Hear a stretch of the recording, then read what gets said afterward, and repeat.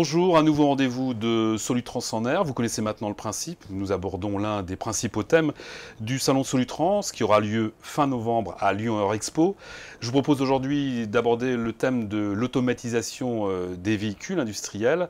Pour nous en parler aujourd'hui avec nous, Guillaume Travers. Guillaume, bonjour. Bonjour. Alors, vous êtes chargé de mission véhicules autonomes chez Cara. Je rappelle, Cara est un pôle de compétitivité de la région Auvergne-Rhône-Alpes, dédié justement à la mobilité. Expliquez-nous tout d'abord en quoi consiste la stratégie nationale, donc la stratégie française, de développement de la mobilité routière automatisée. Alors, cette stratégie nationale est portée par deux ministères, le ministère des Transports et le ministère de l'Économie et des Finances, et s'articule autour de trois concepts fondamentaux, à savoir la sécurité, la progressivité et l'approche par cas d'usage.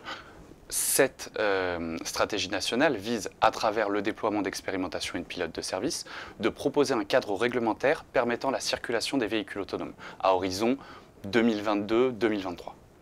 Alors on parle justement d'automobiles, de voitures et également maintenant de camions autonomes de plus en plus, notamment en France. La France n'est pas en retard sur ce sujet. Et quelle est la mission justement de France Véhicules Autonomes? Alors comme vous l'avez bien dit, la France n'est pas en retard. La France est même en avance sur l'élaboration du cadre réglementaire par rapport à d'autres pays européens et même d'autres pays du G7.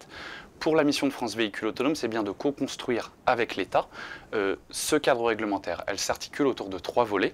Un premier volet de transport public, piloté par la RATP, un autre volet plutôt véhicule particulier, piloté par la PFA, et enfin un autre volet transport de biens et logistique automatisée, piloté par Cara. Alors on a tendance à oublier le fret, ce qu'on appelle la marchandise, les marchandises. Il existe pourtant un programme de transport de biens et logistique automatisé. C'est un programme français aussi, Exactement. C'est le programme qui est piloté par Cara dans le cadre de France Véhicules Autonomes. Et ce programme donc, va s'appuyer sur trois axes de travail, à savoir la définition des cas d'usage, la validation de sécurité et l'acceptabilité, l'emploi et les formations. L'objectif étant d'aller adresser des familles de cas d'usage spécifiques, la logistique urbaine, le transport moyenne et longue distance et les opérations sur site fermé.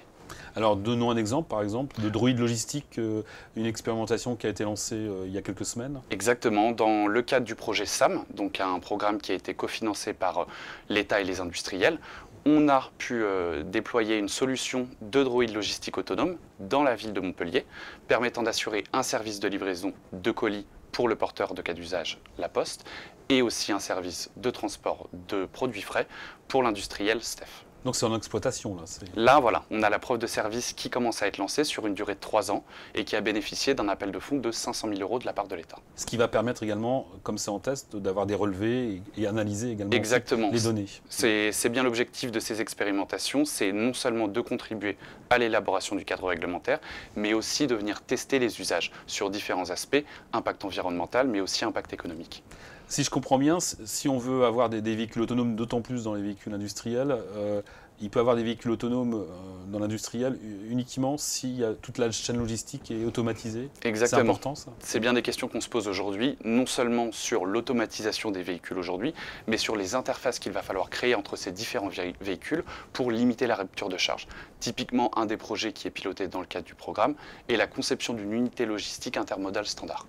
Donc, à la manière d'un conteneur, mais pour des aspects de logistique urbaine typiquement. D'autres projets sont prévus en France? Exactement, il y a un appel à projet là, qui devrait sortir très prochainement, qui devrait justement viser à financer un projet d'envergure nationale permettant d'avoir des pilotes de service et de les coordonner ensemble de sorte à alimenter un bien commun pour adresser les sujets qu'on a déjà évoqués ensemble, environnementaux, économiques, mais aussi cadre réglementaire. Merci Guillaume Travers. On aura l'occasion en tout cas de revenir sur ce thème lors du prochain Solutrans. Je vous rappelle les dates du 16 au 20 novembre prochain à Lyon Eurexpo. À très bientôt, merci.